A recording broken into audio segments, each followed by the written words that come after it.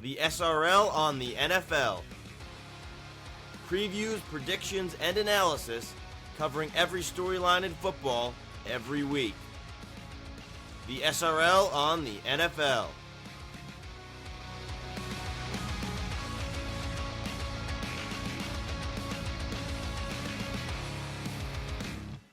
Hey everybody, and welcome back to SRL on the NFL, as this is episode number 22 of the NFL season in 2024, and that's it. The championship games are over with, and now we are moving on to the Super Bowl in 2 weeks, about a week and a half from today. My name is Brendan Yerkes, joined alongside Alex Fachaponte as always, and what a crazy day of football, our 2 championship games. It was a lot of fun, and now we have a familiar Super Bowl matchup that not too many people are thrilled about. Yeah, I'm one of those people. I'm not crazy thrilled about it, but yeah, I mean it's a rematch from a few years ago, so should be really interesting. The games were pretty good. The AFC obviously much better than the NFC, but Right. We'll get into that. Yeah. So make sure to follow us on social media at srl.media on Instagram and TikTok, and find this podcast at SRL Media on YouTube, Spotify, and Apple Podcast to listen. Yeah, it's NFC Championship game. We'll just jump right into it. The Eagles take on the Commanders at Lincoln Financial Field. The Eagles take care of business. They win 55-23. Now, there's two things. I feel like the game was closer than the score really indicates, but also not at the same time. Like, the Eagles had a substantial lead for most of the game, but I don't think the gap wasn't that big until the end. The Eagles kind of just poured it on with some extra touchdowns, but you could tell they were the better team out there, the more experienced team out there, and you can't really blame the Commanders for that. I think that this was expected, maybe not this much of a thumping and not that many points, but certainly I think the consensus around the league was that the Eagles were going to win this game. Yeah, I mean, I had full expectations of the Eagles winning the game. It's just I didn't expect them to crush them like this. I mean, this kind of reminded me of like the matchup with like the Giants a few years ago, where like they just beat the brakes off of them. Like I don't know, this Philly team, they showed that they were the big brother in that moment, and they were able to destroy them. I mean. And again, the Commanders had a great season. Not trying to knock them in any means, but they need the experience too. And this deep playoff run was definitely valuable experience for them and something that they could take.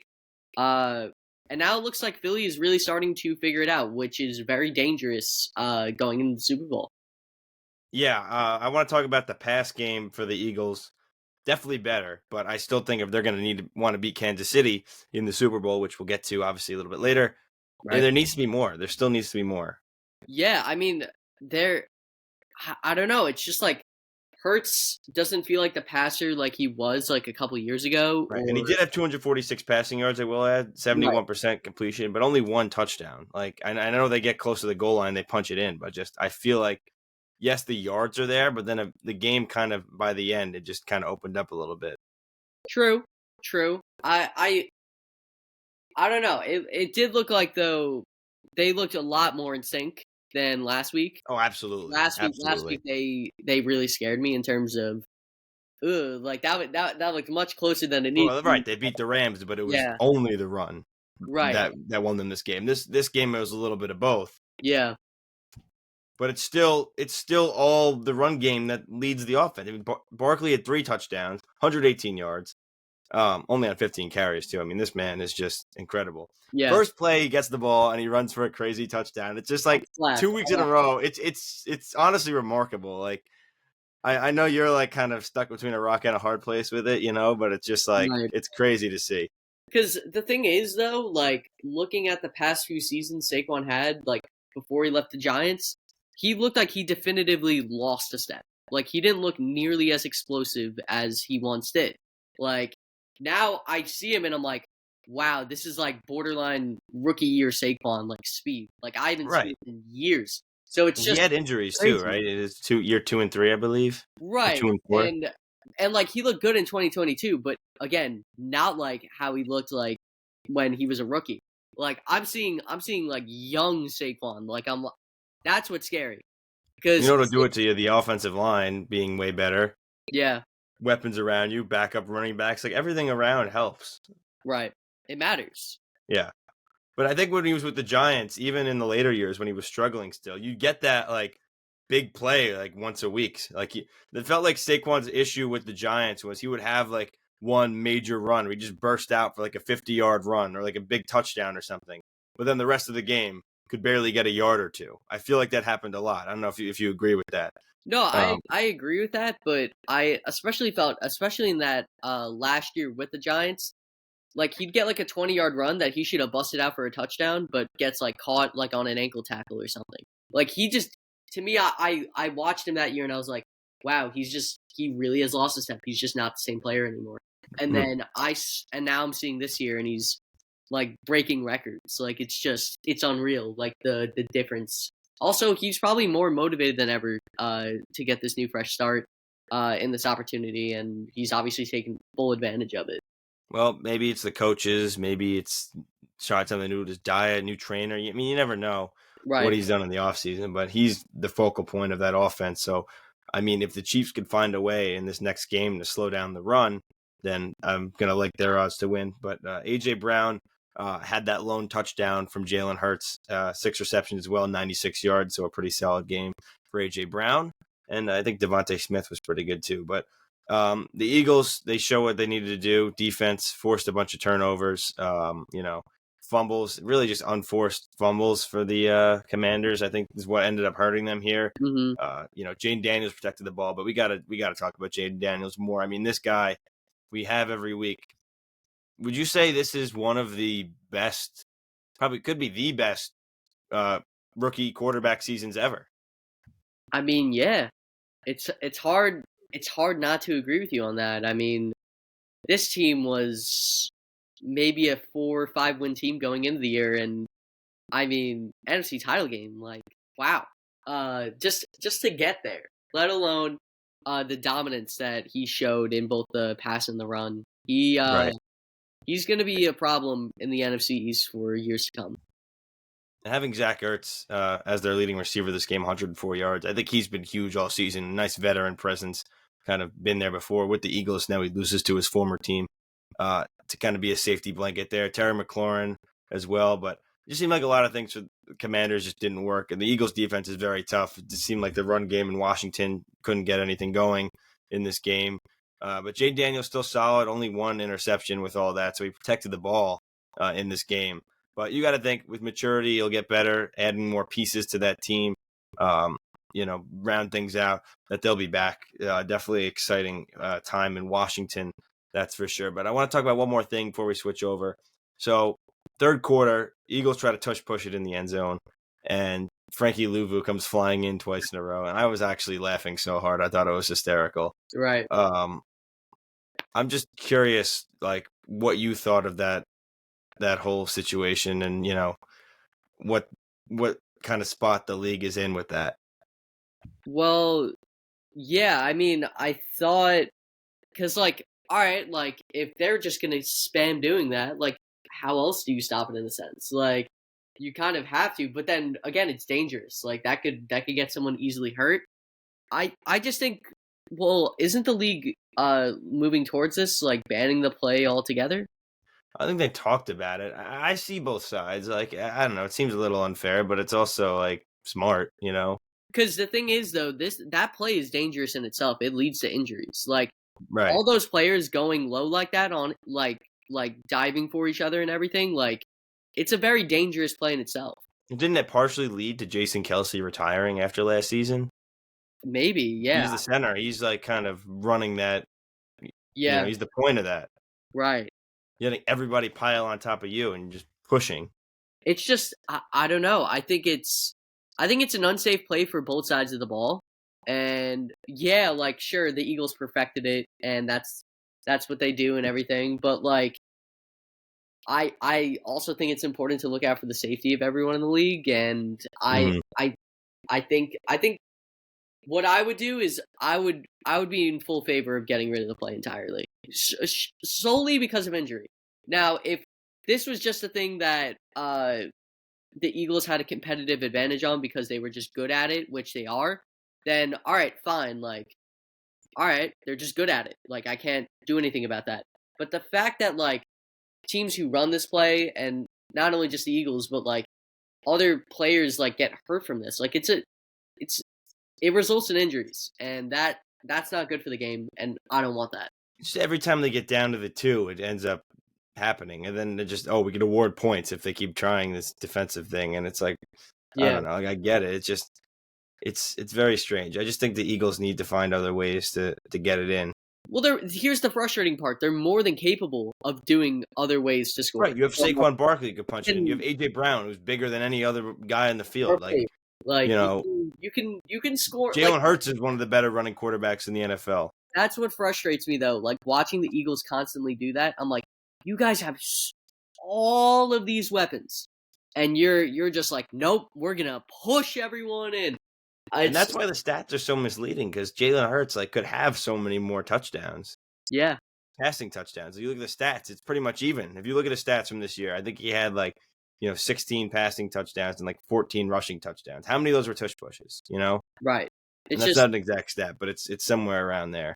They're frustrating to watch because of that, because of how good they already can be as is. They don't need that. That's what frustrates me. Watching them play. And then Saquon just has the other rushing touchdowns. It's like they don't throw the ball at all, it seems like, Right. Yeah. All right, so let's shift a little bit here to the AFC Championship, the better game, the closer game of the day. Yeah. The Chiefs prevail over Buffalo again. I think that's 4 now, 4-0 or 5-0. 4. I think 4-0 over Buffalo in the playoffs in the Mahomes-Allen era. 32-29, your final score. This one was crazy. The Bills had the 7-3 lead. Then, actually, no, it was the Chiefs scored first, actually. My mistake. But the Bills were behind a little bit. The Chiefs went up. Bills came back, took the lead. Chiefs fought back, tie, and then at the end it ends up being the field goal. But I think this game is being filled with lots of controversy, and I think it's very wrong to say that. I mean, the Chiefs have gotten the benefit of the doubt in many situations, but to say this game was solely decided by officiating, I think is completely wrong. I don't know where you stand on it, but I think, I can't argue that Kansas City has gotten benefited in a lot of situations, but to say the refs are the whole reason they won this game, I think is ridiculous, flat out. I can't fully agree and just say, oh yeah, like the refs are the sole reason that the Chiefs won. I agree with you on that. But it's just that anytime it's kind of remotely close, it goes the Chiefs' way, and it's frustrating for that. Like, I'm not saying again that it's every single call, and I'm not saying that they technically won off of officiating. You have to be good to even let the refs have a chance to even put you in that situation. But it's just, I don't know, it just feels like every time the Chiefs are in some type of controversial call, it always goes their way. Well, should we jump right to the 4th and inches and just talk about that? I mean, we could, yeah. It's just... Well, do you think it was a first down? Absolutely. I completely disagree. I thought it was. I thought he got it. I think that a lot of people are showing the angle of Allen being over, thinking it's over. Well, the line on the TV isn't fully accurate. I think we all know that, though. All right, that's fair. But I think they show where his body is and say, well, he clearly got the first down. I think the ball was in his stomach area where he was holding it. And his upper body and his head seemingly were at the line. So I think where the ball was, it was short. And now there's the 2 line judges, the one on the top and the one on the bottom. They were in different spots, kind of like this. Mm-hmm. One said they had it and the other didn't. And the one that said he didn't was the one that was on the side that you could actually see him. But the close call, they go to review, and they don't change it. Sometimes things are too close to change. Now let me ask you this. What if the situation was reversed and it was Mahomes in that situation? Would he have not gotten the first down? He would have gotten the first down, and we all know it. That's an interesting way to look at it. See, I haven't seen that argument. That's my problem with it. Okay. Is if it was Mahomes and it was just right enough right there, they would have been first down Chiefs. They would have. That's how it goes to the Chiefs. That I understand. I think that's the. But that will never know. But that's not what happened, though. That's the thing. Right, but I'm saying I think that's the frustrating part for fans is they know they always get the benefit of the doubt in terms of the whistle. Listen, And I think the rest of the game, there weren't really any controversial ones. Some people want to talk about that first quarter That catch, which yeah, they that was really explain the rule on the TV that if it goes to and it touches the ground, but the ball doesn't move at all, then it's okay and it can count as a catch. but in my opinion, it moved a little. Like I didn't think that should have I been looked guess. at. That should have been Well, looked. it was looked at, and they listen. And some people said it was an interception. Like I think what kind of determined that it was the Chiefs guy. I mean, maybe the incompletion, I could understand the argument. Like that was like, all right, it hit the ground, but if Right. that's the rule and he held it straight, went to the ground, fine, it's a catch. But I think it definitely wasn't an interception, just because you could see the Chiefs guy had white gloves and the Bills guy had red gloves, and you saw originally it was an interception, but as they were going to the ground, it was pulled by the Chiefs guy. Like there was like a 50-50 ball. And Yeah. then you saw the white gloves on the ball when it went down. So I think that No, changes that I'm fine argument. with that. I do think though that was an incompletion. I think Yeah. that was an No, incompletion. it's definitely close. And again, there were a bunch of close calls this game that just felt like all went the Chiefs' way, but I don't think that the Bills lost because of it. I just think at this point it's a mental thing. I think that the Chiefs just own them. They really do. It doesn't matter the situation. It doesn't matter what records they are. It doesn't matter who's home. The Chiefs play the Bills in a playoff game. The Chiefs are going to somehow win. And It's I think sorry, what did you yeah, say?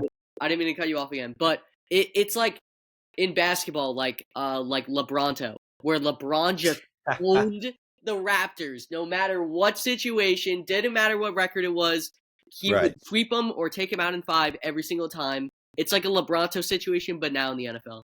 LeBronto is funny. See, I was going to add to before. You said that it should have been an incompletion. Would it? You think it would have been an incompletion then if that was the Bills on offense, if it's the same play? Yeah. Oh, absolutely. Okay. Yeah. Absolutely. Yeah, in my eyes that was an incompletion. Yeah. Yeah. 100%. Right.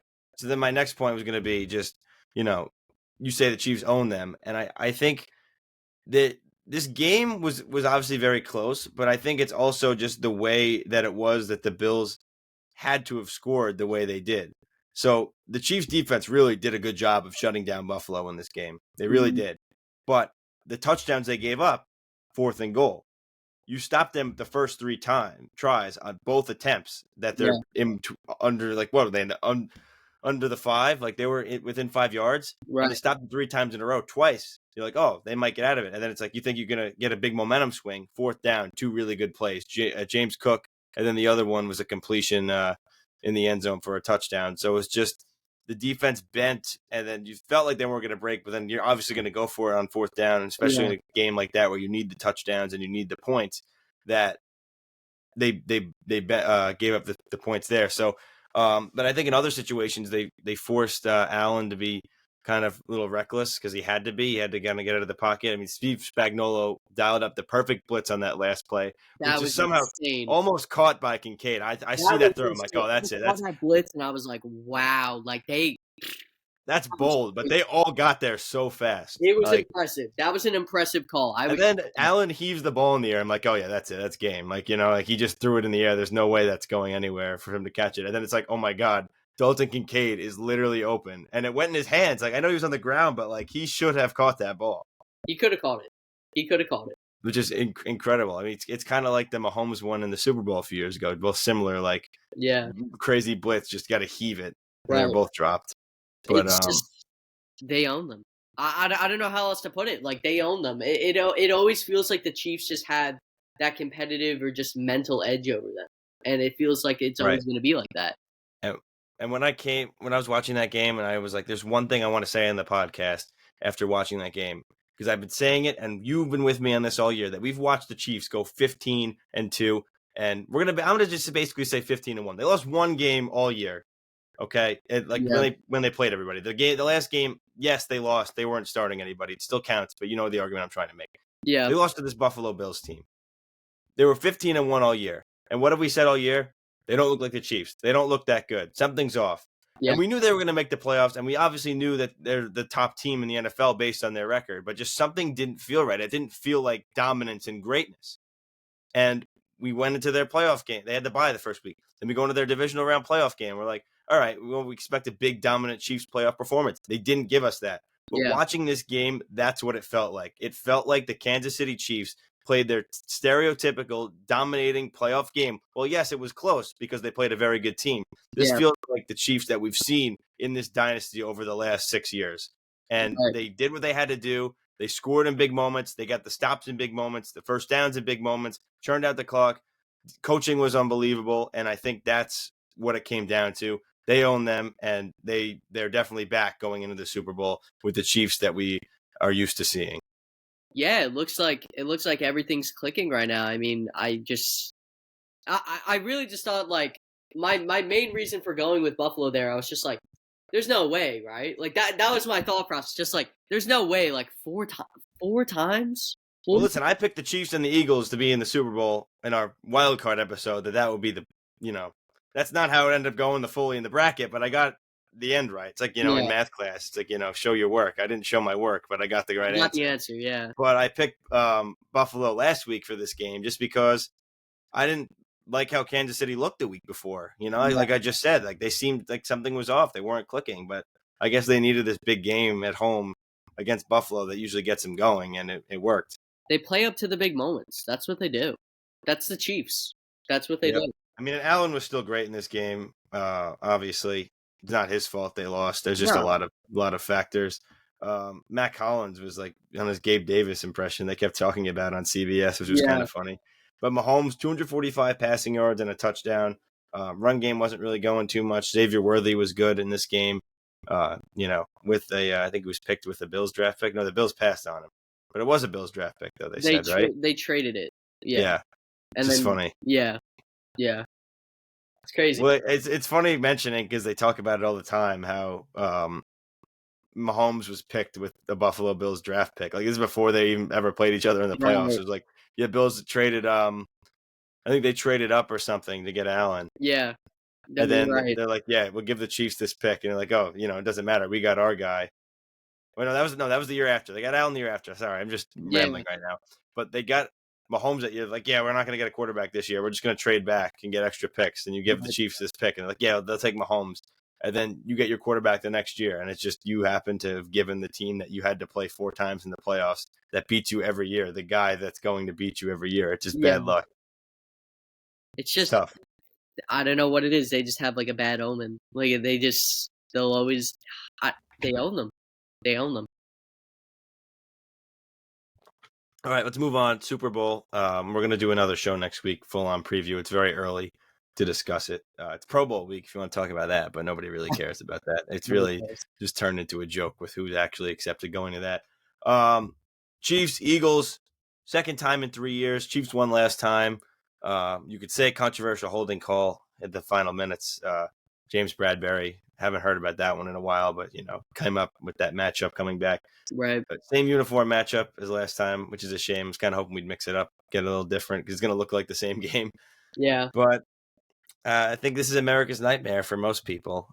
This game should be a good game, though. I mean, I think it's the 2 best teams. I mean, I've been saying that for a while, that these were the 2 best teams. I mean, like I thought throughout the year, I was like, this Eagles team has been insane, and it wouldn't shock me if they made the Super Bowl. Yeah. And here they are. I always had the feeling they were better than the Lions, though. I don't know what it was. Something about it. I just wish we saw it. I wish we saw both teams at full strength. I really wish we saw it. Right. Yeah. No, I get that. The Aaron Glenn's defense obviously missing a lot of guys. Like a full strength Lions versus a full strength Eagles in that NFC Championship would have fed families. Yeah, most definitely. But shout out to the Commanders. I mean, not often that happens. No. But this Super Bowl, it's going to really be Saquon. It's the Saquon show. I think that's what's going to determine how this game goes. Right. If the Chiefs stuff the run, then they're in good shape. Then the Chiefs are essentially going to win, I think. I think that's what it is. Yeah. But we haven't seen the Eagles have to really go in their pass game. What if their pass game is just electric? Could be. It could be. They have great wides, and Goddard is more than serviceable. It's gonna be a good matchup. These are 2 really good teams going at it. So we're gonna. It should feed some families. Good D lines, good offensive lines, receivers, tight ends. secondaries, everything is good. They Everything got it is all. good. Whole team's got it. Yeah, no, I think we can leave it here for this week, and we'll go a little bit in next week. You don't want to go too far into that matchup, but it's going to be a fun one. When we have more details, we'll go in. We'll do some prop picks with some betting stuff. Kind of analyze each position group. We'll do a full deep dive into this Super Bowl 59 matchup, which is crazy that we're up to 59. Wow. But yeah, this is SRL in the NFL, our championship recap episode. My name is Brendan Yerkes, alongside Alex Vachapante. Thank you so much for tuning in once again. Check us out on social media at srl.media on Instagram and TikTok, and get this podcast wherever you listen to your podcast, on Spotify, Apple, and YouTube. Once again, my name is Brendan Yerkes for Alex Vachapante. Thank you so much for tuning in to the SRL on the NFL.